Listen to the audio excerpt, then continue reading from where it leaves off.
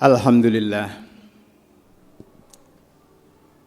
Alhamdulillahilladzi ba'asa fil ummiyina rasulam minhum yatlu alaihim ayatihi wa yuzakkihim wa yu'allimuhumul kitaba wal hikmah wa in kanu min qablu lafi dhalalim mubin. Asyhadu an la ilaha illallah wahdahu la syarikalah wa asyhadu anna Muhammadan abduhu wa rasuluhu la nabiyya ba'dah. Allahumma salli wa sallim ala sayyidina Muhammad wa ala alihi wa ashabihi wa man tabi'ahum bi ihsanin ila yaumil qiyamah. Amma ba'd. Faya ayyuhal hadirun ittaqullah wa may yattaqillaha faqad faza fawzan azima. Wa qala ta'ala fi kitabihil karim, a'udzu billahi minasyaitonir rajim, wa likulli wijhatun huwa muwalliha fastabiqul khairat ainama takunu ya'ti bikumullahu jami'a innallaha ala kulli syai'in qadir. Hadirin sekalian, para jamaah sholat Jum'ah yang dirahmati oleh Allah Subhanahu wa Ta'ala. Marilah pada kesempatan yang sangat berbahagia ini kita senantiasa tiada henti untuk memanjatkan rasa syukur kehadirat Allah Subhanahu wa Ta'ala. Dan rasa syukur ini mari kita wujudkan dalam bentuk kita selalu melaksanakan perintah-perintahnya dan selalu menjauhi semua larangan-larangannya. Dan semuanya itu kita lakukan hanya karena Allah. Kalau ini bisa kita lakukan, maka insya Allah kita termasuk orang yang takwa kepada Allah Subhanahu wa Ta'ala. Hadirin sekalian yang berbahagia, pada bulan ini sesuai dengan doa kita bahwa kita dipertemukan dengan bulan Rajab, dan doa kita mudah-mudahan dipertemukan bulan berikutnya yaitu bulan Sya'ban, dan juga doa berikutnya mudah-mudahan dipertemukan kembali dengan bulan Ramadan yang akan datang. Hadirin sekalian yang dirahmati oleh Allah Subhanahu wa Ta'ala, tentunya kita berharap mudah-mudahan doa kita ini dikabulkan dan diijabah oleh Allah Subhanahu wa Ta'ala. Di bulan ini tentunya ada sejarah, ada tarikh yang sangat kita perhatikan, yaitu dengan yang disebut yang namanya perintah sholat. Dan tentunya perintah sholat datang pada bulan Rajab, dan ini menjadi kewajiban dan menjadi fardu bagi kita semua umat Islam. Dan bahkan Rasulullah SAW, beliau bersabda, manakala sholat kita baik, maka seluruh amal ibadah kita akan menjadi baik pula. Apabila sholat kita rusak, maka tentu amal ibadah kita semuanya menjadi rusak. Apa yang disabdakan oleh Rasulullah SAW ini tidak bisa kita artikan begitu saja, tetapi mempunyai uraian yang begitu dalam. Hadirin sekalian yang berbahagia, kami ingat kembali statement yang pernah disampaikan oleh Abu Lais As-Samarkan. Beliau mengatakan bahwasanya barang siapa yang ingin kehidupannya dan ingin pekerjaannya ini menjadi pekerjaan yang baik, menjadi pekerjaan yang benar-benar mendapatkan ridho dari Allah Subhanahu wa Ta'ala, ada beberapa hal yang harus kita jaga. Beliau mengatakan man arada ayyakuna kasbuhu thayyiban fa alaihi ayyahfadhu khamsata asya. Barang siapa yang ingin kerjanya, karyanya di dunia ini baik, ada 5 hal yang harus kita jaga dengan sebaik-baiknya. Yang pertama, Allah yu'akhiru min faraidillahi ta'ala walan naqsa fiha.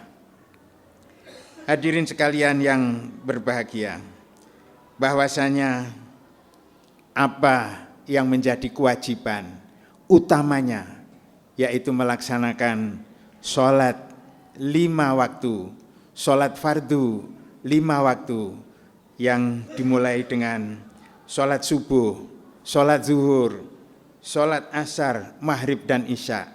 Maka lakukan dan tegakkan sholat ini tepat pada waktunya, dan jangan sampai sholat-sholat seperti ini kita kurangi, apalagi kita tinggalkan. Nah, hadirin sekalian yang berbahagia, kalau kita berbicara tentang sholat, tentunya sudah terlalu sering disampaikan oleh para mubaligh, para penceramah, para da'i. Hanya kita ingin mengevaluasi, mudah-mudahan apa yang kita lakukan sejak takbiratul ihram Allahu Akbar, maka hati kita tertunduk, hati kita hanya menghadap kepada Allah Subhanahu wa taala. Dan mungkin pada awal sampai rakaat yang terakhir adalah kita berharap hati kita, iman kita mantap tertuju kepada Allah. Walaupun kita sebagai manusia biasa kadang-kadang sulit pada saat berjalan, belum sampai rakaat terakhir, kita mungkin ingat kepada macam-macam. Nah, hal inilah yang disampaikan oleh Imam Ghazali dalam kitabnya, bahwasanya mungkin hanyalah sangat sedikit orang-orang yang mampu melakukan sholat dengan baik sejak awal sampai dengan selesai. Andai kata kita sebagai manusia biasa belum mampu melakukan, maka pada saat-saat pemikiran hati kita melenceng, bukan menghadap kepada Allah, mari kita cepat kembali untuk menghadap kepada Allah Subhanahu wa taala. Begitulah menurut apa yang disampaikan oleh Imam Ghazali, sangat sedikit orang yang bisa, dan sebagian besar awal sampai akhir mungkin itu sesuatu yang sulit, akan tetapi bila mana saat-saat kita pikiran dan hati kita pindah atau melenceng, cepatlah kembali kepada Allah. Hadirin sekalian yang berbahagia, maka ada beberapa sejarah tentang tarikh yang menjelaskan bahwa sholat subuh sebagaimana yang pernah dialami oleh Nabi Adam alaihissalam. Nabi Adam alaihissalam yang di dalam Al-Quran bahwasanya pada saat dia berada di surga, maka dia dicoba yang namanya syaitan. Dia dilarang, wala taqraba hadhihi syajarah fatakuna minadz-dzalimin. Jangan dekat-dekat dengan pohon ini, maka kalau Anda dekat akan termasuk orang yang dolim. Tetapi dalam ayat berikutnya dikatakan fa'azallahuma syaitanu, maka dia digoda oleh syaitan dan dia terpengaruh, maka dari surga diturunkan ke dunia ini sampai dengan waktu-waktu tertentu dengan anak-anak keturunannya. Maka dengan demikian pada saat dilempar dari surga ke dunia ini, pada waktu itu adalah tepatnya pada waktu subuh. Nah, sholat subuh yang kita lakukan mengingat yang namanya cerita Nabi Adam dilempar dari surga ke dunia ini adalah waktunya waktu subuh. Beliau meninggalkan minadz-dzulumat ilan nur, dari kegelapan masuk ke alam dunia yang penuh dengan cahaya dari Allah Subhanahu wa taala. Begitu pula pada waktu zuhur adalah mengingat cerita dari Nabi Ibrahim alaihissalam, bahwa ceritanya beberapa hal yang dialami dalam kesulitan, termasuk pada saat diperintahkan untuk menyembelih anaknya Nabi Ismail alaihissalam adalah pada saat menjelang waktu zuhur tiba. Begitu pula waktu asar mengingatkan bahwa Nabi Yunus yang dicoba oleh Allah ditelan oleh ikan, maka di dalam ikan, di perutnya selama sampai dengan 40 hari, sehingga bisa keluar lagi, waktunya adalah pada waktu dikeluarkan lagi menjelang dan masuk waktu asar. Begitu maghrib mengingatkan cerita Nabi Isa alaihissalam ketika dikepung oleh umatnya, maka akhirnya diangkat oleh Allah Subhanahu wa taala ke langit dan digantikan oleh orang lain yang disalib. Begitu pula yang terakhir, waktu Isa mengingatkan cerita Nabi Musa alaihissalam ketika dikepung oleh Fir'aun, kemudian diselamatkan dengan tongkat yang dipukulkan ke yang namanya lautan sehingga terbelah, menyelamatkan Nabi Musa dan umatnya. Maka pada saat itu waktunya adalah waktu Isya. Hadirin sekalian yang berbahagia, maka yang pertama tadi telah kami sampaikan, jangan sampai kita meninggalkan sholat fardu, apalagi mengurangi saja tidak boleh dengan waktu-waktu yang sudah ditetapkan. Hadirin sekalian yang berbahagia, yang kedua, manakala kita ingin kerja kita ini baik, manakala kita ingin karya kita ini mendapatkan ridhonya Allah Subhanahu wa taala, maka disebutkan di situ la yu'dzi ahadan min khalqillahi ta'ala li ajlil kasbi. Maka jangan pernah menyakiti seseorang dari makhluk Allah ini hanya tujuannya untuk mencapai tujuan yang namanya pekerjaan, yang namanya pangkat, yang namanya derajat, kehidupan duniawi. Jangan sampai kita menyakiti sesama umat, sesama orang lain.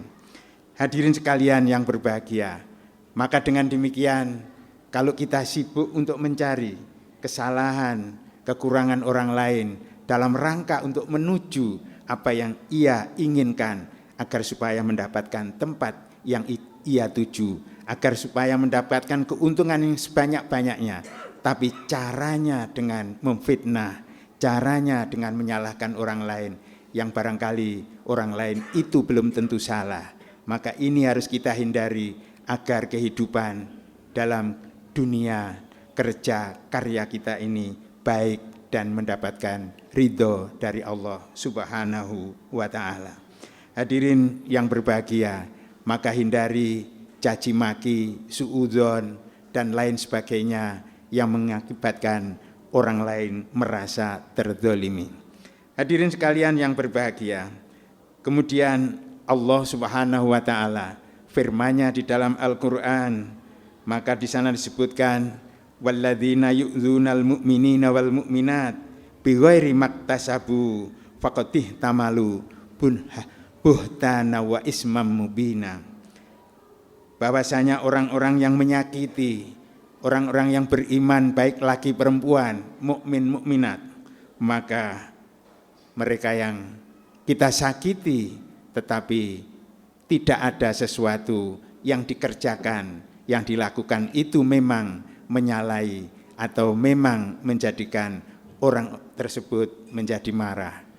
Jadi menyakiti tanpa sebab, bahkan yang disakiti tidak berbuat apa-apa, maka Allah Subhanahu wa ta'ala menjelaskan faqatih tamalu buhtana wa ismam mubina, maka mereka akan memikul yang disebut kebohongan dan juga yang disebut dosa yang sangat jelas. Hadirin sekalian yang berbahagia, kemudian yang ketiga disebutkan ayak sudah bikasbihi istighfafan li nafsihi wali iyalihi walayak sudah bihil jam'u wal kasrah. Maka kalau kita mengais rezeki, kita bekerja, maka kita harus niatnya untuk mencukupi kebutuhan dirinya dan mencukupi kebutuhan keluarganya. Sehingga dengan demikian bukan niatnya hanya untuk dikumpulkan yang sebanyak-banyaknya sampai lupa mengeluarkan apa yang menjadi hak orang lain, apakah itu zakat, apakah itu sedekah. Jangan sampai kemudian melupakan hak-hak yang mestinya harus dikeluarkan untuk orang lain. Hadirin sekalian yang berbahagia, kemudian berikutnya Allah yajhada nafsahu fil kasbi jiddan. Jangan sampai kita berkarya, kita bekerja hanya melulu pekerjaan itu yang kita tekuni, tapi sampai melupakan kewajiban-kewajiban yang lain yang menjadi beban dari agama kita. Kemudian yang terakhir, Allah yaro rizqahu minal kasbi wa yaro rizqa minallahi ta'ala wal kasba sababa. Lihatlah pekerjaan kita, rizki kita yang diperoleh, lihatlah bahwa itu adalah anugerah dari Allah Subhanahu wa ta'ala. Jangan sampai apa yang diperoleh, rizki yang didapat dilihat semata-mata ya karena ini adalah hasilku sendiri, melupakan bahwa itu adalah dari Yang Maha Kuasa. Sehingga dengan demikian maka kita dianjurkan untuk selalu bersyukur kepada Allah Subhanahu wa taala. Seperti doa yang kita lakukan setiap habis sholat, Allahumma a'inna ala dzikrika wa syukrika. Mudah-mudahan kita ini selalu diberikan tuntunan, pertolongan, menjadi orang yang selalu bersyukur kepadamu, selalu zikir kepadamu, kepada Allah Subhanahu wa taala.